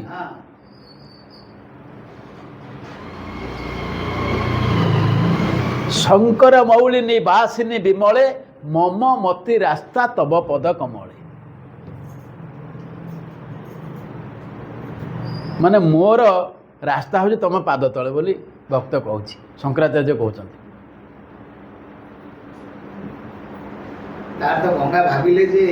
ଗଙ୍ଗା କହୁଛନ୍ତି ମୁଁ ସମସ୍ତଙ୍କୁ ପବିତ୍ର କରୁଛି ବୋଲି କାଳେ କିଏ ଭାବୁଥିବ, କିନ୍ତୁ ଯଦି ସେ ଭକ୍ତ ଆସିକରି ଗାଧେଇ ପକେଇବେ, ତାଙ୍କ ପାଦ ଧୂଳି ମୋ ଦେହରେ ପଡ଼ିଯିବ, ତାହେଲେ ମୁଁ ପବିତ୍ର ହେଇଯିବି। ଆପଣ ଶୁଣିଲେ ଆଶ୍ଚର୍ଯ୍ୟ ହେବେ। ମାନେ ଆମେ ଜିନିଷ ଗୁଡ଼ାକ ଯେତେବେଳେ ଯେଉଁଟା ମନେ ପଡ଼ୁଛି ମୁଁ କହିଦେଉଛି, କେହି ଖରାପ ଭାବିବେନି, କାହିଁକିନା ଏଇ ଯେଉଁ ଜିନିଷ ଗୁଡ଼ା ସବୁବେଳେ ମନେ ପଡ଼େନି। ଆପଣଙ୍କର କ'ଣ ହେଇଛି, ଥରେ ଆପଣଙ୍କର ସୁଦାମା ହେଉଛନ୍ତି ସାଙ୍ଗ, ତାଙ୍କର ଜଣେ ଭାଇ ଥିଲେ, ଇଏ ଦୁଇ ଭାଇ ଆକ୍ଚୁଆଲି, ସୁଦାମ ଆଉ ସୁକାମ। ସୁକାମ ସେଇଠି ପୁଣି ନାରଦଙ୍କ ରୋଲ୍ କଥା କହିବି କେମିତି ସେଠି ହେଇଛି। ସୁଦାମ ସ୍ୱାଭାବିକ ଭାବରେ ଯେହେତୁ ସବୁବେଳେ ଇଏ ବ୍ରହ୍ମ ବିଷୟ ଚିନ୍ତା କଲେ ଘରେ ଖାଇବାକୁ ନାହିଁ, ଭାଇ ତାଙ୍କର ଚାଷବାସ କରି ଜମିବାଡ଼ି ବେପାର କରି ତାଙ୍କର ସେ ଧନ ସମ୍ପତ୍ତି ସବୁ ଅଛି, ତାଙ୍କର ଭାରି ଐଶ୍ୱର୍ଯ୍ୟରେ ସେ ଅଛନ୍ତି। ଦିନେ ନାରଦ ସେମିତି ପହଞ୍ଚିଲେ ଶ୍ରୀକୃଷ୍ଣଙ୍କ ପାଖରେ। ଶ୍ରୀକୃଷ୍ଣ କହିଲେ ବୋଲେ ଆଉ ପ୍ରଭୁ ମୁଁ ଗୋଟେ ଆପଣଙ୍କ ସାଙ୍ଗରେ ଗୋଟେ ପରାମର୍ଶ କରିବା ପାଇଁ ଆସିଛି। ନା କ'ଣ ପରାମର୍ଶ? କାହିଁକିନା ନାରଦ ତ ଯେଉଁ ତ୍ରେତୟା ଯୁଗରେ ଅପଦସ୍ଥ ହେଇକରି ଯାହା ବାମ୍ଫ ନେଇଛନ୍ତି ଆପଣମାନେ ଜାଣିଛନ୍ତି, ଏ ଯେଉଁ ରାମ ଅବତାର ପାଇଁ ଯେଉଁଟା ଆମେ କଥାବାର୍ତ୍ତା ହେଉଥିଲେ, ନାରଦଙ୍କୁ ଲାଗେ ବେଳେବେଳେ ଭଗବାନଙ୍କ ସାଙ୍ଗରେ ଏମିତି ଟିକେ ମାନେ ନଖରାମି କରିବା ପାଇଁ ପଳେଇ ଆସିଲେ। ସେଦିନ ଆସିକରି ପହଞ୍ଚିଗଲେ ଶ୍ରୀକୃଷ୍ଣଙ୍କ ପାଖରେ। ଶ୍ରୀକୃଷ୍ଣଙ୍କ ପାଖରେ ପହଞ୍ଚିଲା ବେଳକୁ ଶ୍ରୀକୃଷ୍ଣ ରୁକ୍ମିଣୀଙ୍କ ରୁମ୍ରେ ବସିଛନ୍ତି, କଥାବାର୍ତ୍ତା ହେଉଛନ୍ତି। ପଚାରିଲେ ଋଷି କୁଆଡ଼େ ଆସିଲେ? ନା ଏମିତି ଆସିଥିଲି ଟିକେ ଆପଣଙ୍କୁ ଦର୍ଶନ କରିବା ପାଇଁ କହିକରି ନାରଦଙ୍କର ପାଦ ଧୋଇଦେଲେ, ତାଙ୍କୁ ଇଏ କଲେ। ତାପରେ ଦେଖିଲେ ସେଇ ରୁମ୍ରୁ ଯାଇକରି ମାନେ ନାରଦ ସେଦିନ ପରୀକ୍ଷା କରିବାକୁ ଆସିଛନ୍ତି, ଯେଉଁ 16,008 ବାହା ହେଇଛନ୍ତି ଇଏ ସତରେ ସମସ୍ତଙ୍କ ପାଇଁ ସମୟ ଦେଇପାରୁଛନ୍ତି ନା କ'ଣ କରୁଛନ୍ତି? ସେଠୁ ଗଲେ ସତ୍ୟଭାମାଙ୍କ ରୁମ୍କୁ, ସେଠି ଦେଖିଲେ ଭଗବାନ ଅଛନ୍ତି। ସେଠି ଦେଖିଲେ ଋଷି କୁଆଡ଼େ ଆସିଲେ କେମିତି ମୋ ଭାଗ୍ୟ ଆପଣଙ୍କ ପାଦ ପଡ଼ିଲା କହିକି ଏଠି ବି ପୂଜା କଲେ, ଖାଇବା ପିଇବାକୁ ଦେଲେ। ତାପରେ ଗଲେ ଜାମ୍ବବତୀଙ୍କ ରୁମ୍କୁ, ସେଇ ଏକା ସବୁଆଡ଼େ ବୁଲି ସାରି ହାଲିଆ ହେଇଗଲେ। କହିଲେ ବୋଲି ଇଏ ତ ଶ୍ରୀକୃଷ୍ଣ ସବୁଠି ଅଛି। ସାମ୍ବାଦିକକୁ ସବୁ କାଳେ ସମସ୍ତେ ଆଣନ୍ତି। ଯେତେବେଳେ ଏତକ ହେଇସାରିଲା ସେଠୁ ନାରଦ କହିଲେ ବୋଲେ ଭଲ ମୋତେ ମାଫ ଦେଉଛ, ଆଉ ଆଜି ବୁଝେଇ ଦେଉଛି ତୁମ କଥା। ଏଠୁ ପୁଣି ଯାଇକରି ରୁକ୍ମିଣୀଙ୍କ ରୁମ୍ରେ ଶେଷରେ ପହଞ୍ଚିଲେ। ଆଉ ଥରେ ପ୍ରଭୁ ବୁଲାବୁଲି କରିକି ଆସିଲେ, ଯାହା ତ ଆପଣଙ୍କ ପାଖରେ ଯାହା ତ ଏଠି ଖାଇକରି ଯାଇଥିଲି ଭଲ ହେଲା, ଠିକ୍ ଅଛି, ଖୁସି ଲାଗିଲା। କିନ୍ତୁ ମୋର ଗୋଟେ କହିବାର ଅଛି। ନା କ'ଣ କହିବାର ଅଛି? ନା ଯାଇଥିଲି ଆଜି ଦେବତାମାନଙ୍କ ପାଖକୁ, ବ୍ରହ୍ମା ଶିବ ବସିଥିଲେ, ସବୁ କଥାବାର୍ତ୍ତା ହେଉଥିଲେ ଯେ ଆପଣଙ୍କୁ ଯେଉଁ କାମ ପାଇଁ ପଠାଗଲା ଆପଣ କଂସକୁ ମାରିଲେ, ଭଲ କଲେ, ସେ ସବୁ ଜଞ୍ଜାଳ ତୁଟିଲା। ଜଞ୍ଜାଳ ତୁଟିଲା ପରେ ଅଯଥା ଗୁଡ଼େ ସମୟ ବରବାଦ ଆପଣ ଏଠି କରୁଛନ୍ତି। ଏତେ ଗୁଡ଼େ ସ୍ତ୍ରୀ ଲୋକ ବାହା ହେଇକରି ଗୋଟେ ପାଲା କରୁଛନ୍ତି, ହଁ ଆପଣ କିଛି କାମ ନାହିଁ ନା କ'ଣ? ସେ କହିଲେ ବୋଲେ ନାଇଁ, ଯଦି ସେମାନେ ଆଉ କ'ଣ କହୁଥିଲେ ନା ଆହୁରି କେତେ କଥା ଛାଡ଼ନ୍ତୁ, ଗୋଟେ ସବୁ ଆପଣଙ୍କୁ କହିଲେ ଭଲ ନୁହଁ। ଆପଣ ଏମିତି କହିଲେ ମାନେ ଯିଏ ହେଲେ ପଚାରିବ ତାହେଲେ କହ, ତାପରେ ପଚାରିଲେ କ'ଣ କହ। ନା ନା କଥା କ'ଣ କି ଆଜ୍ଞା, ମୋତେ ଟିକେ କହିବାକୁ ଖରାପ ଲାଗୁଛି, ମୁଁ ଆପଣଙ୍କର ପରମ ଭକ୍ତ ନା, ମୁଁ ଚାହେଁନି କେତେବେଳେ ଆପଣଙ୍କ ମନଟା ଦୁଃଖ ହେବ। ନା କହିଦେଲେ ତ ଗଲା, ମନଟା ଆଉ ଦୁଃଖ ହେବ କ'ଣ? ନା କଥା ହେଉଛି କ'ଣ କି ସେମାନେ କହିଲେ ଯେତିକି ପାପ ପ୍ରଭୁ କଲେଣି ତାଙ୍କ ପାଇଁ ପ୍ରାୟଶ୍ଚିତ କରିବାକୁ ପଡ଼ିବ। କେମିତି କରାହେବ? ନା ପ୍ରାୟଶ୍ଚିତ କଥା କ'ଣ କଥା ହେଉଛି ନା, ବ୍ରହ୍ମା କହୁଥିଲେ ଯଦି ଗୋଟେ ସତୀ ସ୍ତ୍ରୀ ଲୋକ ଭଗବାନଙ୍କୁ ଗୋଇଠାଟେ ମାରିବ ତାହେଲେ ପାପରୁ ମୁକ୍ତ ହେବେ। ନା ଗୋଇଠାଟେ ମୋତେ କିଏ ମାରିବ? ନା ତମେ ଥରେ ଯାଇଥିଲ ମୋର ଜ୍ୱର ହେଉଛି କହିଛେ, ଗୋପୀମାନେ କହିଲେ ଯେତେକ ପାଦ ଧୂଳି ନେଉଛନ୍ତି ନିଅ, ସେଇ ଅସୁବିଧା। କିନ୍ତୁ ସେମାନେ ଗୋଇଠା ମାରିବା ପାଇଁ କେହି ରାଜି ହେବେନି। ପାଦ ଧୂଳି ସିନା କହିଦେଲେ ମୋତେ କେହି ଗୋଇଠା ମାରିବେନି, ତାହେଲେ ସେଇଟା ସେଠି ଫେଲ୍ ହେଇଯିବ, ସେ ଫର୍ମୁଲା କାମ ଦେବନି। ନା ତାହେଲେ କ'ଣ କରାଯିବ? ନା ଯାହା ଆପଣଙ୍କ ଇଚ୍ଛା, ଆପଣଙ୍କର ଗୋଇଠାଟା ଦରକାର, ଆପଣ ଯେଉଁଠି ହେଲେ ଯୋଗାଡ଼ କରିବେ, ମୋର ଏଥିରେ କ'ଣ ଅଛି, ଆସିଥିଲି କହିଦେଲି ପଳେଇଲି। ନାରଦ ତେଣୁ ଭଗବାନ ଚାଲିଲେ ଗୋଇଠା ଯୋଗାଡ଼ରେ। ଆପଣ ମାନେ ପୁରାଣ ଭିତରେ ଏଇ ଯେ ଏମିତି ଜିନିଷ ରଖା ହେଇଛି, ଗୋଇଠା ଯୋଗାଡ଼ରେ ଚାଲିଲେ। କେଉଁଠି ଯାଇକରି ପହଞ୍ଚିଲେ? ସୁଦାମାକୁ ତ ଜାଣିଛନ୍ତି, ସୁଦାମାର ଦାରିଦ୍ର୍ୟ ଭଞ୍ଜନ ହେଇସାରିଛି ସେତେବେଳକୁ। ତା ଭାଇ ଘରେ ପହଞ୍ଚିଲେ, ସୁଦାମାଙ୍କ ଭାଉଜ ତାଙ୍କ ଘରେ ଯାଇ ପହଞ୍ଚିଲେ। ଛୁଆଟିଏ ହେଇକରି ପହଞ୍ଚିଗଲେ, 15-16 ବର୍ଷର ଟୁକା ହେଇକି ପହଞ୍ଚିଗଲେ। ତାଙ୍କ ଘରେ ଯାଇକି ପହଞ୍ଚିକରି କହିଲେ ବୋଲେ ମା ଆଉ ଖାଇବାକୁ ଗଣ୍ଡି ଦିଅ। ସେଠୁ କହିଲେ ଦେଖିଲେ ଆକୁ ତ ଯିଏ ଦେଖିବ ସେ ବକୁଆ ହେଇଯିବ, ତା ବୁଦ୍ଧି ହଜିଯିବ। ଏତେ ତାଙ୍କ ମୁହଁ ପଡ଼ିଗଲା ମାନେ ଗଲା ଲୋକର ବୁଦ୍ଧି ହଜିଲା। ସେ ସ୍ତ୍ରୀ ଲୋକଟି ଏଠୁ ପଚାରିଲା ବୋଲା ପ୍ରଭୁ କୁଆଡ଼େ ଆସିଥିଲେ? ମାନେ ପ୍ରଭୁ ତ ସେ ଜାଣିନି, ସେ ଜାଣିଛି ଗୌଡ଼ ପିଲାଟିଏ। କିରେ ବାପା କ'ଣ ନା କରୁଛୁ? ନା ନାଇଁ ତମର ଗାଈ ଗୋରୁ ଅଛନ୍ତି ପରା? ନା ଅଛନ୍ତି। ନା ମୁଁ ଚରେଇ ନିଅନ୍ତି, ଏକା କଥା। ନା ଆମର ତ ଲୋକ ଅଛି। ନା ସିଏ ଲୋକ ଚରଉଛେ, ମୁଁ ଚରେଇଲେ ଯେମିତି କ୍ଷୀର ଦେବେ, ଗାଈ ଯେମିତି ସୁଧାର ହେଇକି ରହିବେ, ଏଇଟା ଆଉ କାହାଥିରେ ହେବନି, ମୋର ଏକ୍ସପିରିଏନ୍ସ ଅଛି। ଆଉ ସେ କହିଲେ ବୋଲେ ତାହେଲେ ଠିକ୍ ଅଛି, ତୁ କରିବୁ ଯେ ତୁ କିନ୍ତୁ ମୋ ପାଇଁ ଆଉ ଗୋଟେ କାମ କରିଦେବୁ। ନା କ'ଣ କାମଟା? ନା ସକାଳୁ ଫୁଲ ତୋଳିକି ଆଣିଦେବୁ। ଯେତେବେଳେ ଫୁଲ ତୋଳିବା କଥା କାହା ହେଲା ଯେ ଇଏ ଯେଉଁ ଫୁଲ ତୋଳା ତୋଳିକିରି ଆଣନ୍ତି, ସିଏ ଆଣିକିରି ଦେଇଦେଲେ, ଇଏ ଯେତେବେଳେ ଫୁଲଟା ଦେଉଛନ୍ତି ଠାକୁରଙ୍କୁ, ଇଏ ଦେଲା ବେଳକୁ ସେସବୁ ଫୁଲ ଗୁଡ଼ା ଇଆଡ଼େ ପଳେଇ ଆସେ। ସିଏ କହିଲେ ଆରେ ତୁ କିଛି ମାୟା ଭାୟା ଜାଣିଛୁ କି, କିଛି ଯାଦୁବିଦ୍ୟା ଜାଣିଛୁ କି? ନା ନାଇଁ ନା ମୁଁ ତ ଫୁଲ ସେଠି ଦେଉଛି, ତୋ ଦେହକୁ ପଳାଉଛି କେମିତି? ନା ହେଇଥିବ, କ'ଣ ହେଇଥିବ ମୁଁ ଜାଣିନି କିଛି, ମୁଁ ଗୌଡ଼ ପିଲା, ଗାଈ ଚରେଇବା ପାଟିଆର, ମୋର ଏଥିରେ କ'ଣ ଅଛି? କାହିଁକିନା ଏତିକିରେ ରଗେଇ ହେଲାନି, ଏଇ ରାଗରେ ଗୋଇଠା ମାରି ହେବନି। से चिड़ी गले सीना कि सेदिन खसीगले तापर दिन भोग गुड़ा खाई गले जो भोग खाइले तापर कहले बोले तू ये ठिया है सब भोग गुड़ा मोर खाई दौचु ना ना मु तो जाऊनी भोग पाक धरा जो भोगटा कला तो आखिटा बंद हो ना से आखि बंद कला बेलू भोग आंख पाखे सीए जो बारंबार है चिड़ी गले से दिन चिड़िकी गोईठाटे मारिदे जाऊनु कौन तो एथर कहली जाऊनु एठू कौन चाहिए बसचु भोग कला बेलू गोईठाटे मारिदेला कहले पाईगली बोली खुशी होकर पूरा चतुर्भुज होकर ठिया पड़े सी एठू गोड़ तले पड़गला से स्त्री लोक बोला प्रभु ये कौन ना एटा ना मोर एटा बाकी थिला तो ये गोईठाटा में आसली तुम घरे 4 मास यहाँ ड्यूटी कली गोईठा खाइबा माने यही जिनस गुड़ाक कौन ना आम जोटा भावु जे भगवान जमती भक्त भक्त भगवान को कौन करे ना भक्ति करे भगवान को पाइबापी आ भक्त को पाइबापी भगवान जोटा करते ता ना हूँ भक्तिर पराकाष्ठा ना ना सुकामठी कथा नाला ये स्त्री लोक पाखे कथा ना ना बलिगला नुहे शुणु नारद फर्मुला अनुसार मो नारद को संतुष्ट करने गोईठा खाइली आंकठी किसी कथा ना माने जदि मो भक्त मत गोटे कथा कहीदेला ता मन जब खुशी होमी गोटे छोटिया कथा कहे आज्ञा माने बाहरी सहज जिते भगवान को आप भावे जे सी जड़े बड़ लोक से आपड़ सानिध्य पाइबेनि कि भाव पाइबेनि आपड़ जो छुआ बोली भाविदेवे कि मो घर लोक बोली भावे से सी आपण पाखे अच्छा केतबेले भावेनि जे परम ब्रह्म मोठू अलग सी मोर मो भितर अच्छा मो पाखे अच्छा मो घरे अच्छा यही भावना रखिले सी आपको साहाय्य करेंगे आप पछे पछे सी थे नहले आज्ञा सालबेग लिखि ना यही कथा कौटा कहले जे भक्तर तोठू किसी पाइबार नहीं धेनु पछे पछे बस्था गमे क्षीर लोभे भकत पछरे तुही थाऊ से ही भावे थाऊ से ही भावे एका तो भकत जीवन एका तो भकत जीवन भकत निमन्ते तोर शंख चक्र चिन्ह शंख चक्र चिन्ह एका तो भकत जीवन भक्त तू किसी पाइबापी ता पछरे गोड़ भक्त तोठू किसी पाइबार ना आपड़ जानते से एका जिनटा को अभिराम परमहंस गोटे जगह लिखिले कहले बोले तुमको मुझे डाकिबार ना कि डाकिबार ना तुमर दरकार अच्छी गोटे छोट छुआ सी अबुझा हो कंडे देवे खेलना देवे ना नहीं ये खेलना नहीं से आउ गोटे ना आउ गोटे चली ना कि ताले खेलनाटा कहार दरकार छोट छुआर ना खेलनाटा छुआर दरकार ना छुआर खेलनाटा दरकार छुआर कंडे दरकार से कथा सी कहले अभिराम परमहंस कहले बोले मोर तुमको डाकिबार ना तुमर दरकार अच्छी ना कौन दरकार अच्छी से कथा से कहले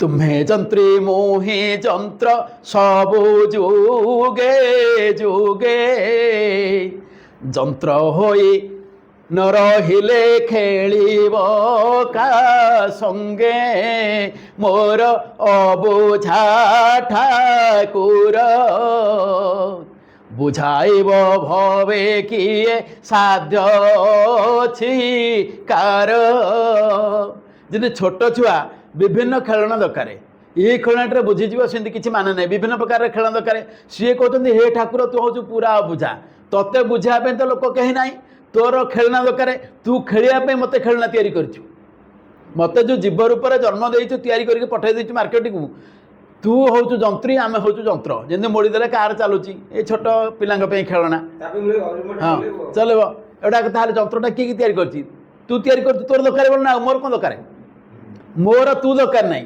तोर मु दरकार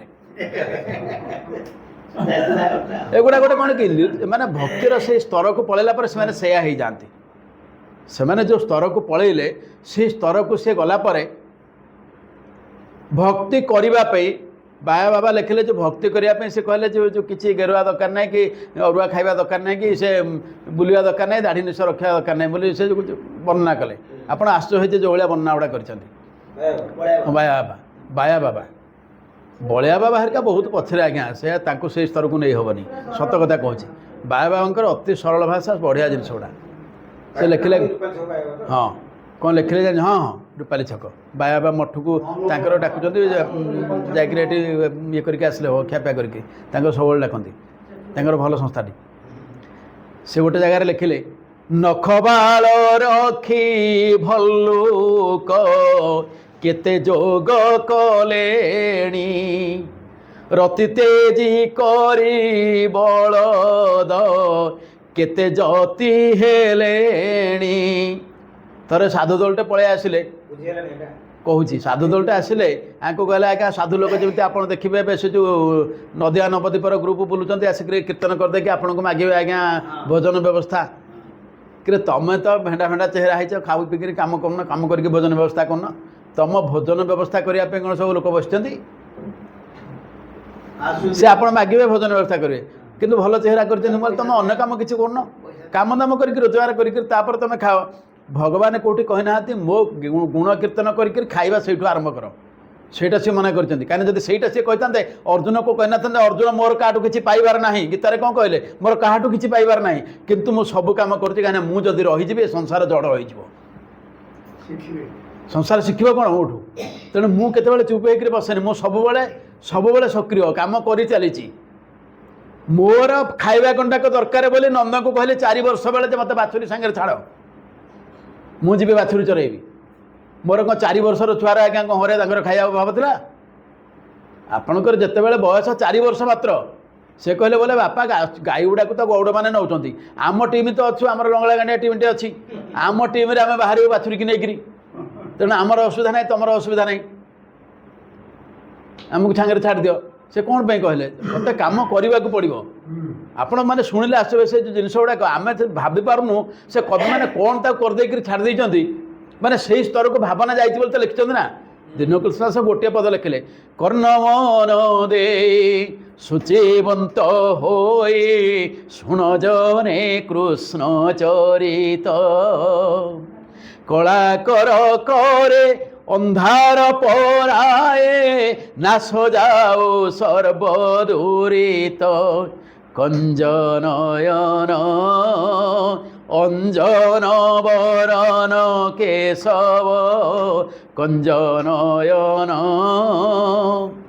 কাম পাল সঙ্গে ঘেনি নানা রঙ্গে করন্তি বাଳ লীলা ভাব এ বাଳ লীলা করিয়া পাই বাহারলে প্রথমରୁ কোন কহিলে যে কর্ণ মন দেই সূচিবন্ত হই শুণ জনে কৃষ্ণ চরিত মানে ইয়ে জিনিস গুড়াক যে শুণিব পবিত্র হইকি রহব কান মন দুইটা আকু দেব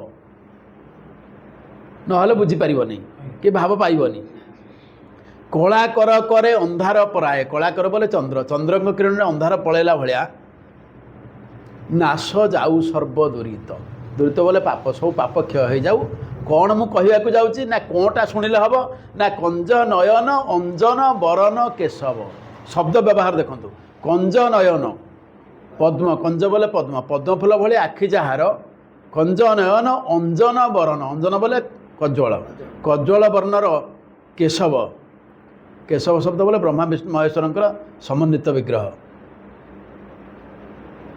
ତାଙ୍କ କଥା ଶୁଣ କ'ଣ ମୁଁ କହୁଛି ନା କାମ ପାଳ ସଙ୍ଗେ ଘେନି ନାନା ରଙ୍ଗେ କାମପାଳ ବୋଲେ ବଳଭଦ୍ର ବଳରାମ ତାଙ୍କୁ ଧରି କରନ୍ତି ବାଳ ଲୀଳା ଭାବ 4 ବର୍ଷ ବୟସ ବାଛୁରୀ ଚରେଇବାକୁ ଗଲେ ସେଠି ସେ କହୁଛନ୍ତି ଯେ ଇଏ ଯେଉଁ ଲୋକ ବାଛୁରୀ ଚରେଇବାକୁ ଯାଉଛନ୍ତି ଅନନ୍ତ କୋଟି ବିଶ୍ୱ ବ୍ରହ୍ମାଣ୍ଡର ମାଲିକ ତାଙ୍କ ପାଖରେ ସବୁ ସୁବିଧା ଅଛି ସିଏ କାହିଁକି ବାଛୁରୀ ଚରାନ୍ତେ କିନ୍ତୁ ଏଇଠି କହିଲେ ଦ୍ୱିତୀୟ ପଦରେ ସେ କଥା ଭଗବାନଙ୍କୁ କହୁଛନ୍ତି ଯେ ଭଗବାନ କାହିଁକି ଏଗୁଡ଼ା କରୁଛନ୍ତି ନା କମଳ ସମ୍ଭବ ଭବ ଆଦି ଦେବ ସ୍ତୁତି ଯାହାକୁ ତୁଚ୍ଛ ମାତ୍ର କମଳି ଧବଳି ନୀଳି କୁଞ୍ଜବଳି ନାମ ଡାକିବାକୁ ସେ ପାତ୍ର କାଳ ବଳ ଏ କାହାର ବଶ ଏ ନୁହଏ କାଳ ବଳ ଏ କେମନ୍ତ ବୋଇଲେ ଶ୍ରୀମନ୍ତ ହୋଇଲେ କନ୍ଧେ ପଶୁର ଯୋବୁ ହୋଇ କମଳ ସମ୍ଭବ कमल माने पद्म पद्म भितर बाहरी किए से ब्रह्मा कहले ब्रह्मा भव आदि देव भव बोले शिव आउ बाकी जो देवता माने रहिले ये समस्तंकर वंदना आंक पई सामान्य ये सब बेले एमती वंदना करती नुआ कथा कि नुआ कि बड़ कामटे करदूना माने ब्रह्मा शिव अन्य सब देवता मानकर वंदना जहाँपाई सामान्य अति तुच्छ सी आज कौन करुच्ची डाकुची बाछुरीर ना धरिक कमली धवली नीली कुंजबली नाम डाकू से पात्र से बाछुरीर सब ना देकी डाकुची सी डाकिले पाख आसबे से कहला एटा कौन ना हूँ काल बल ये कालर प्रभाव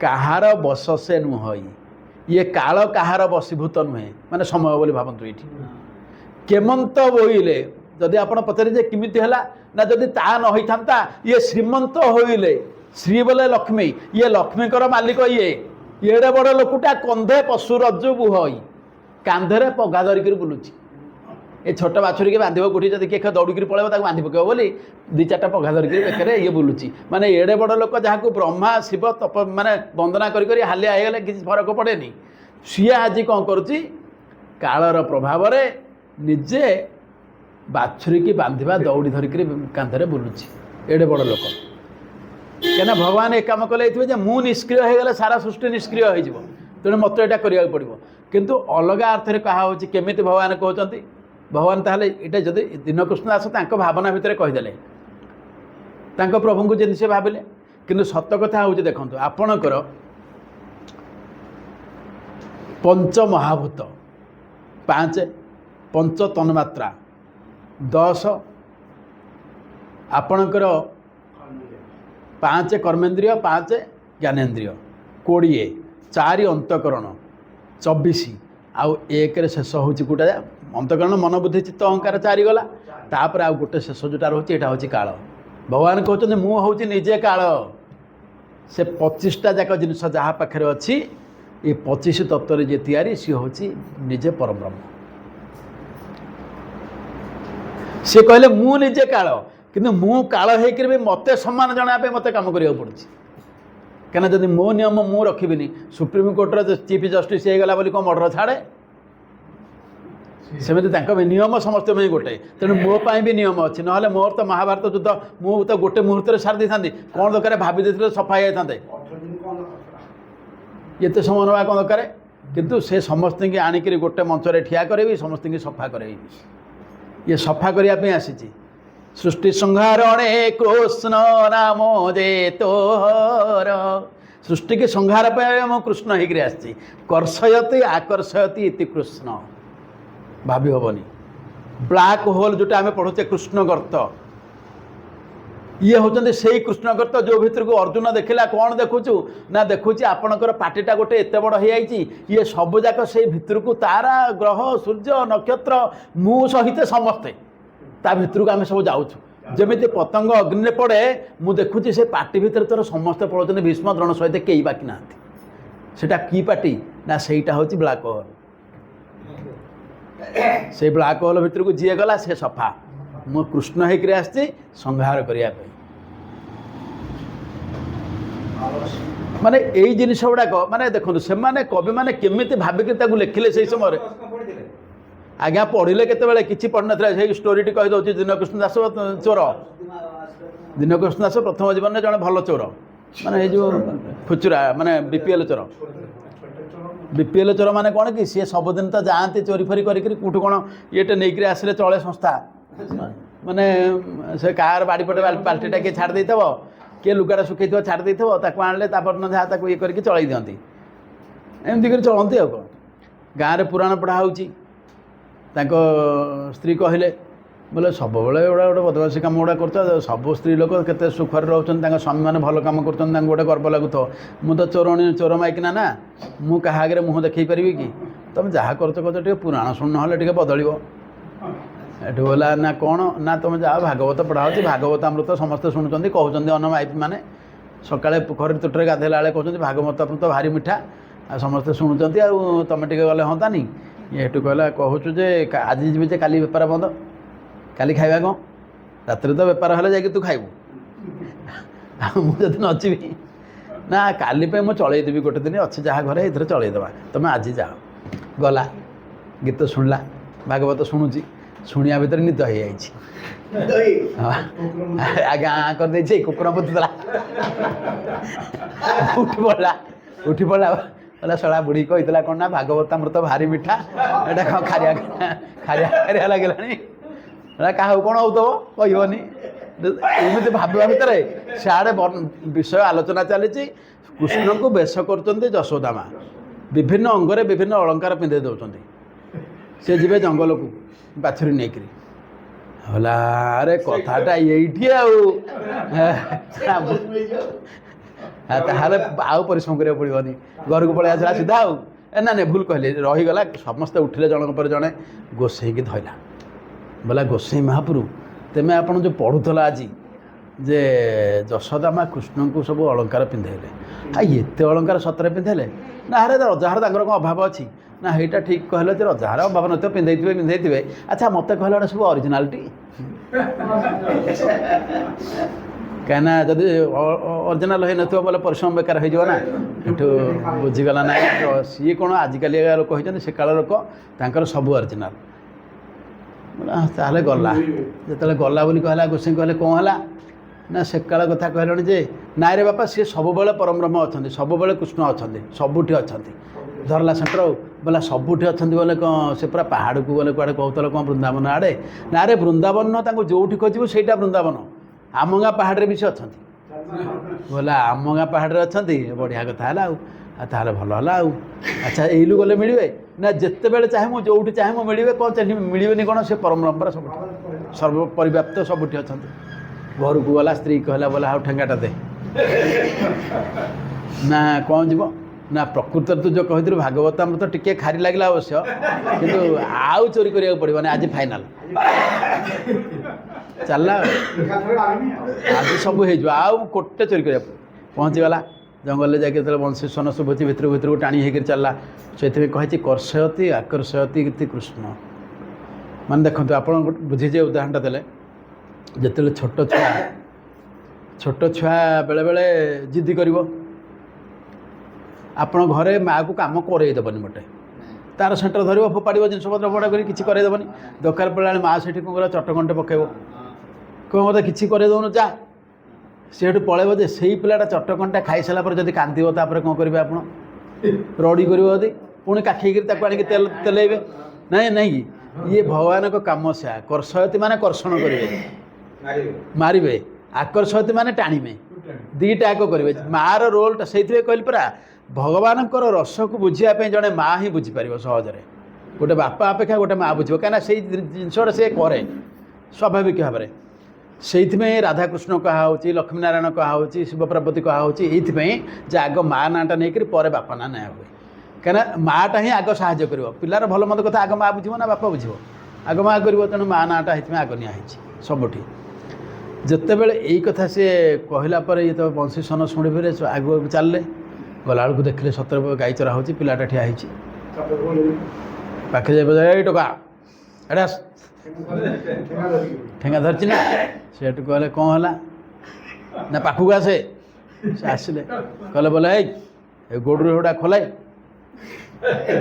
କହିଲା ସିଏ ସେଠୁ କହିଦେଲେ ବୋଲେ ମୁଁ ତ କେବେ ପିନ୍ଧିନି କି ଖୋଲେନି ମାଆ ପିନ୍ଧେଇ ଦିଅନ୍ତି ମାଆ ଖୋଲି ଦିଅନ୍ତି ମୋତେ ଆସୁନି ତୁମେ ଯଦି ଖୋଲିବ ଖୋଲୁନ ମୋତେ ଆସୁନି ଯେତେବେଳେ ଆସୁନି କହିଲା ହଁ ସେଠୁ କହିଲେ ଠିକ୍ ଅଛି ଯଦି ଆସୁନି ବୋଲି କହୁଛୁ ଠିକ୍ ଅଛି କିଛି କଥା ନାହିଁ ଆଜ୍ଞା ପାଦରୁ ଖୋଲିଲା କେଉଁଠି ନା ଆପଣଙ୍କର ବଳାଗଣ୍ଠି ପାଖରୁ ପାଉଁଜି ଭଳି ଯେଉଁ ଜିନିଷଟି ଅଳଙ୍କାର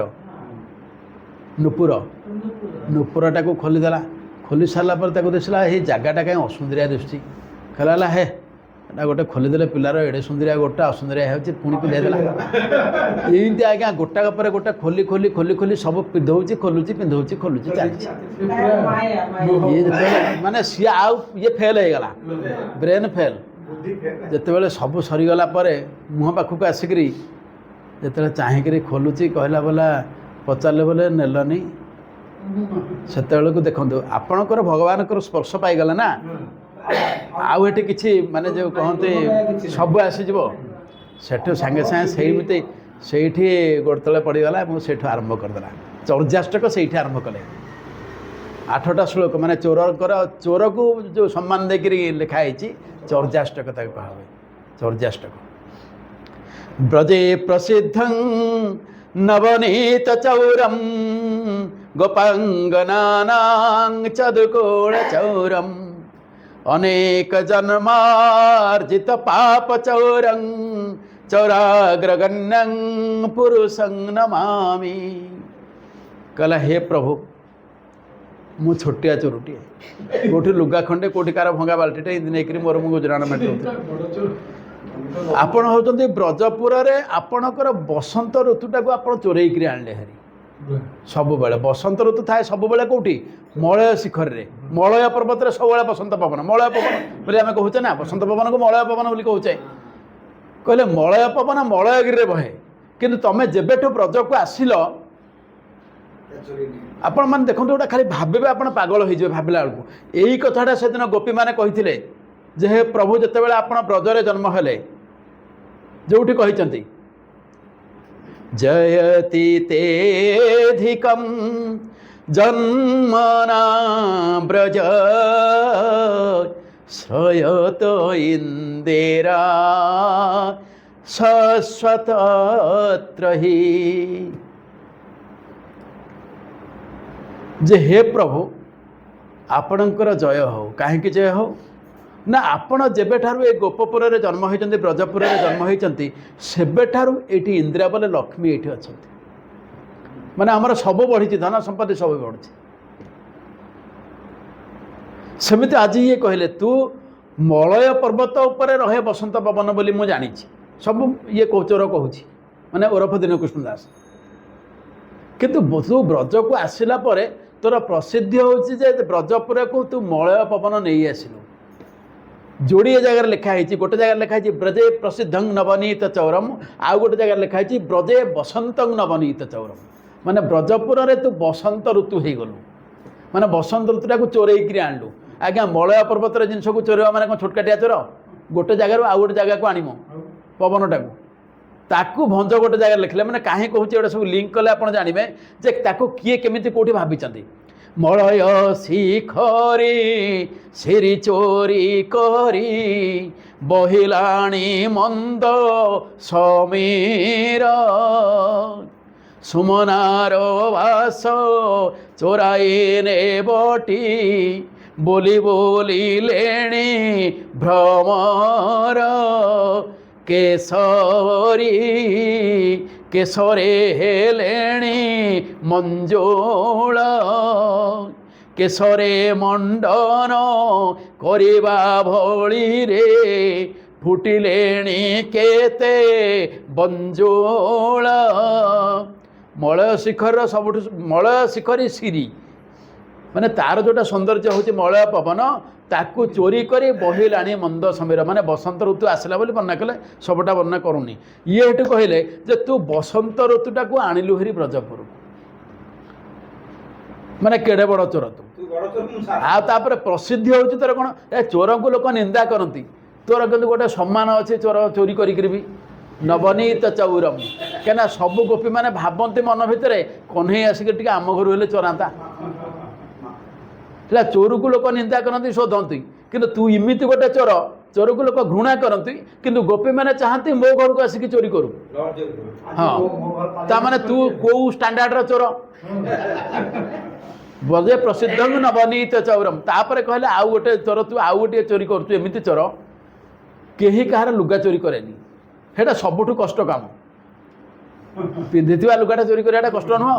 ତୁ କିନ୍ତୁ ଏଡ଼େ ବାଳୁଙ୍ଗା ଯେ ବ୍ରଜାଙ୍ଗନାନାଂ ଚ ଦୁକୁଳ ଚୌରମ୍, ବ୍ରଜାଙ୍ଗନା ମାନଙ୍କର ତୁ ବସ୍ତ୍ର ଚୋରି କଲୁ। ଦୁକୁଳ ଶବ୍ଦର ଆଉ ଗୋଟେ ଅର୍ଥ ହେଉଛି ଲଜ୍ଜା, ତାକୁ ଚୋରି କରିକି ନେଇଗଲୁ।